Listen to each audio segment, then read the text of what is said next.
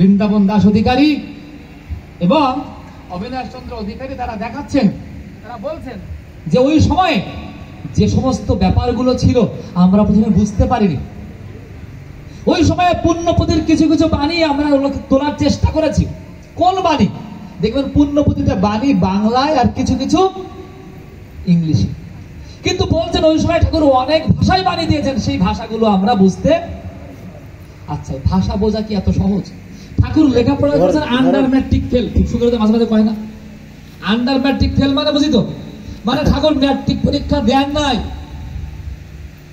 Matric পরীক্ষা ঠাকুর দেন নাই, না দিয়ে ঠাকুর তার জীবনটাকে তার মতো রকমে পরিচালিত করেছেন। বুঝতে হবে তার লেখাপড়ার দৌড় কতটুকু। এই ঠাকুরকে যখন ঠাকুর বিভিন্ন বাণী দিচ্ছেন, তখন কেষ্টদা একদিন বলছেন, ঠাকুর আপনি যদি একটু ইংরেজিতে বাণী দেন তাহলে যারা পৃথিবীর মানুষ তাদের একটু উপকার হয়। মানে বাংলায় বাণী দিলে তো আমরা বুঝবো, কিন্তু বাংলা তো সবাই বুঝবে না।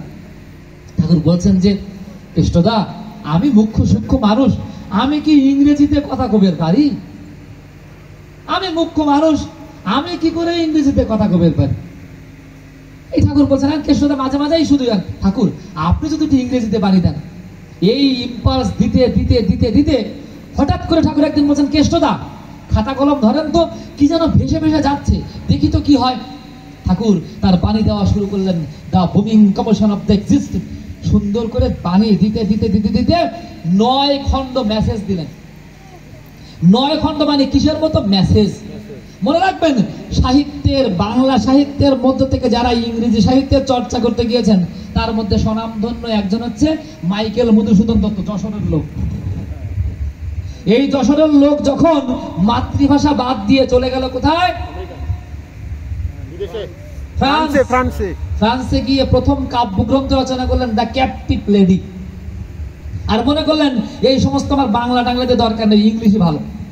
এই যখন করার পর ওই ক্যাপটিভ লেডি ওইখানকার লোকে গ্রহণ করলো না, মানে ভালো হয় নাই। ভালো হয় নাই কেন? যদি একজন ইংরেজ এসে বাংলা বলে, ইংরেজদের বাংলা বলা শুনছেন, তুমি কেমন আছো, তোমার কি হয়েছে, মানে ওরা যত শুদ্ধ করে বাংলা বলুক, বাংলা কখনো হয় না। ইংরেজ ম্যান যত সুন্দর করে সাহিত্য কিন্তু সহজ জিনিস না। আমি সহজে কথা বলা যায় একজনের সাথে, তুমি কেমন আছো, কি খেয়েছো। সাহিত্য মানে কি? ওই জিনিসগুলো সুন্দর করে ছন্দবদ্ধ ভাবে ছন্দে ছন্দে মিলায় কথা বলে, সবার দ্বারা হয় না।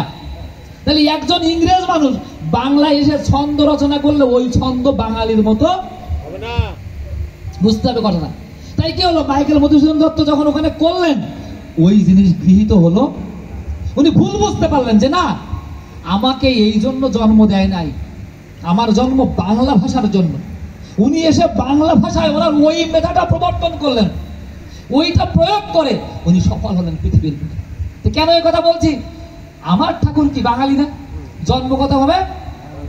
কিন্তু ঠাকুর যখন মেসেজ রচনা করলেন, ভালো করে শুনবেন কথাটা, মেসেজের প্রথম খণ্ড কৃষ্ণপ্রসন্ন ভট্টাচার্য কেষ্টদা নিয়ে গেলেন তখনকার ক্যালকাটা ইউনিভার্সিটির যিনি head of the English department, English man. তখনকার সময়ে বিশ্ববিদ্যালয়ের প্রধান প্রধান লোক সব ইংরেজরা থাকতো, ইংরেজ আমল। তখন তো এই আমল না, তাহলে সব ইংরেজ প্রধান, ইংরেজ মানুষ। ওই মেসেজ পড়ে উনি অভিভূত হয়ে গেলেন। উনি বলছেন এটা কোনো বাঙালির রচনা, অসম্ভব। কারণ এর যে প্যাটার্ন, এটা বাইবেলের প্যাটার্ন। এটা কোনো সাধারণ মানুষের পক্ষে লেখা সম্ভব না। এটা যিনি লিখেছেন তার মধ্যে অন্যরকম কোন ক্ষমতা আছে। তিনি এই ভাষা জগতের ঊর্ধ্বে কোন বাংলা, ইংরেজি, অমুক তমুক ভাষা দিয়ে তাকে বেঁধে রাখা যায় না। কে তিনি? যিনি এক কলম ইংরেজি জানেন না, তিনি ইংরেজির মৌলিক জায়গায় ল্যাটিন, ইংরেজি মিশিয়ে সুন্দর করে এমন এক ভাষা, ঠাকুরের সময় এমন এমন ভাষা তিনি চয়ন করতেন। ঠাকুর কখনো বলতেন না, আমরা যেমন বলি না যে ইংরেজি গুড বাই, যাওয়ার সময় এখন বাচ্চাদের জয়গুরু শেখাই না, টাটাটা ঠিকই শেখাই। বাচ্চাদের জয়গুরু দেওয়া শেখায় না, কিন্তু টাটা দিয়ে দাও বাবু, টাটা দিয়ে দাও। টাটা তো আমাদের নিয়ম না। টাটা মানে বাই বাই, মানে কি বিদায়। ঠাকুর পছন্দ করতেন না বিদায়। ঠাকুরকে যখন গুড বাই বলতেন কেউ, ঠাকুর বলতেন ওমনি, ও বলো না, বলো অর। ভাই এটা কি ফ্রেঞ্চ শব্দ, দেখেন কোথেকে কি টেনে আনছে। এটা ফ্রেঞ্চ শব্দ, মানে আবার দেখা হবে। এটা ফ্রেঞ্চরা বলে অর, এবার কখনো গুড বাই বলে না, আবার দেখ, মানে তোমার সাথে আমার এটা শেষ হতে পারে না। আত্মার সাথে পরমাত্মার সম্পর্ক কখনো শেষ হতে পারে না। তাই তিনি কখনো গুড বাই বলেন না কাউকে, তিনি বলেন আবার দেখা হবে, আবার দেখা, বারংবার দেখা হবে তোমার সাথে। এই যে ক্ষমতা, এই যে জ্ঞান আমরা দেখতে পাচ্ছি, তার মধ্যে বিভিন্ন রকমের। ঠাকুর কাছে প্রশ্ন, ঠাকুর আপনি কি অন্য ভাষায় বাণী দিতে পারেন?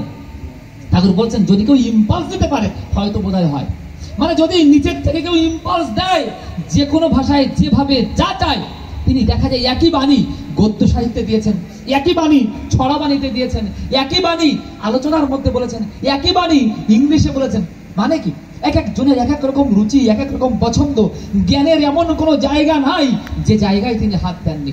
আর একটা বিশেষত্ব কি, বাংলা সাহিত্যে যতগুলো নতুন শব্দ ঠাকুর যোগ করেছেন, অন্য কোন সাহিত্যিক এখনো পর্যন্ত বাংলা সাহিত্যে এতগুলো নতুন শব্দ যোগ জানতে হবে। ঠাকুরের সাহিত্যের উপরে অলরেডি 5 জন পিএইচডি করেছে। ঠাকুরের শুধু সাহিত্যের উপরে